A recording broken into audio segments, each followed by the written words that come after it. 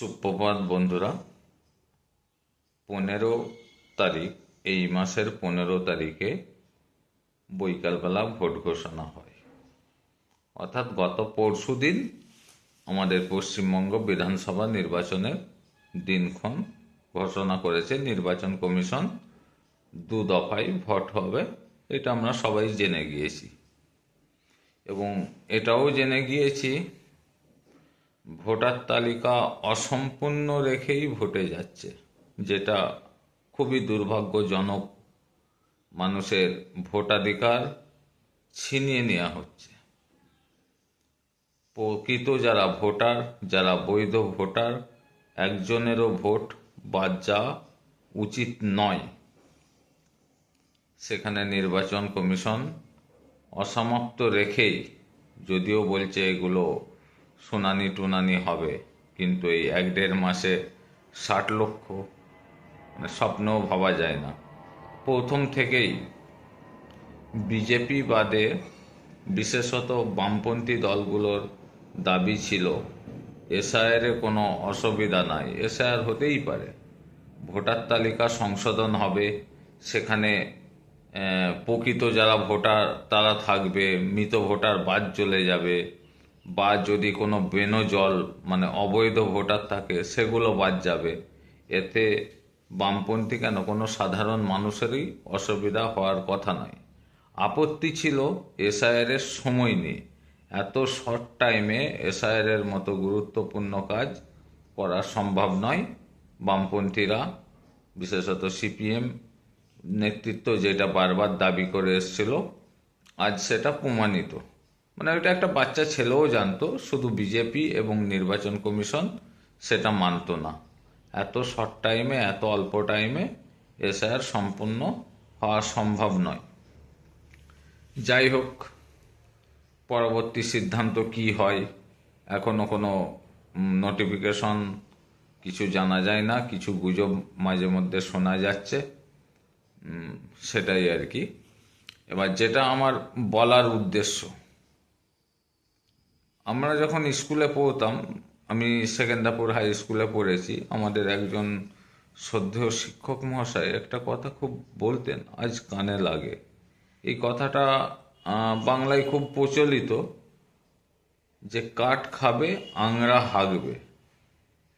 তো আমাদের শিক্ষক মহাশয় আরও একটু ভালোভাবে বলতেন, কাঠ খাবে ফার্নিচার হাগবে, মানে রক্তাক্ত হয়ে যাবে।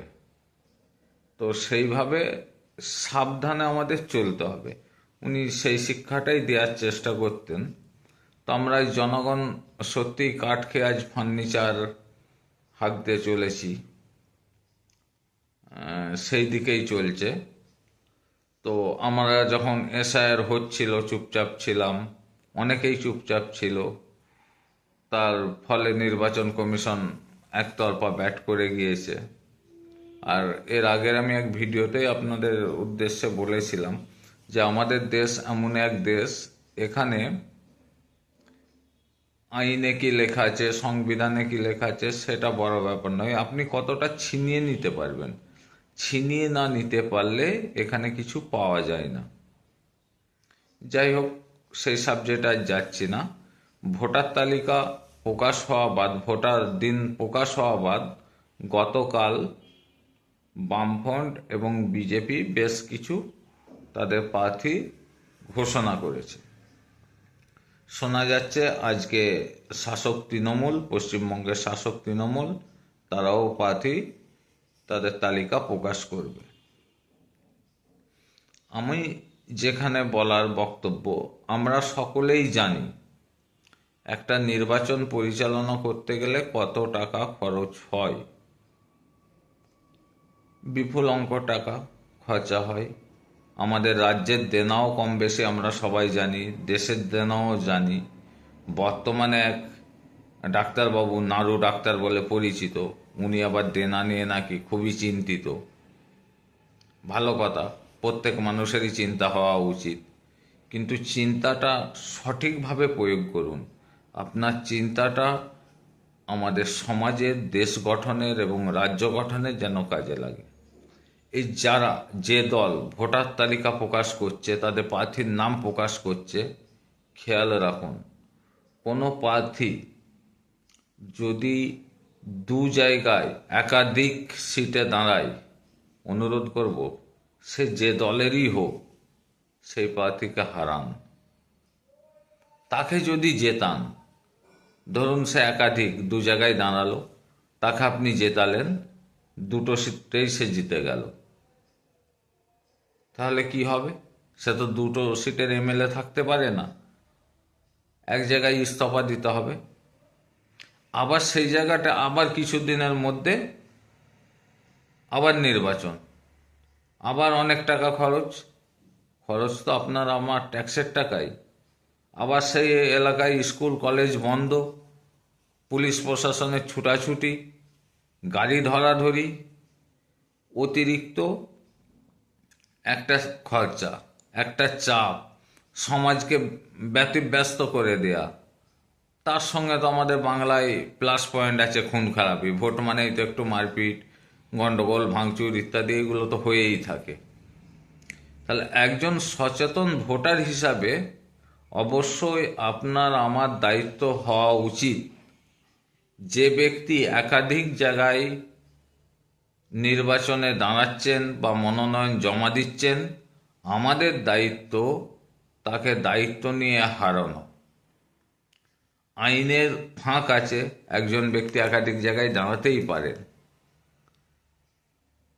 নেতা যদি আইনের ফাঁক ব্যবহার করে, আমার হাতেও তো গণতন্ত্রের চাবিকাঠি আছে, ইভিএমের সুইচ আছে, সেখানে আমি আপনিও প্রয়োগ করুন। আপনার নেতা হওয়ার শখ মেটাতে গিয়ে আমি দেশের বা রাজ্যের দেনা বাড়াবো না, আমার ভাইয়ের রক্ত ঝরাবো না, এলাকায় অশান্তি বাড়াবো না, মানুষকে নির্বিঘ্নে চলতে দেব। ভোটাধিকার আমার অধিকার, অবশ্যই আমি ভোট দেব। 5 বছর ছাড়া অবশ্যই আমি ভোটে অংশগ্রহণ করব।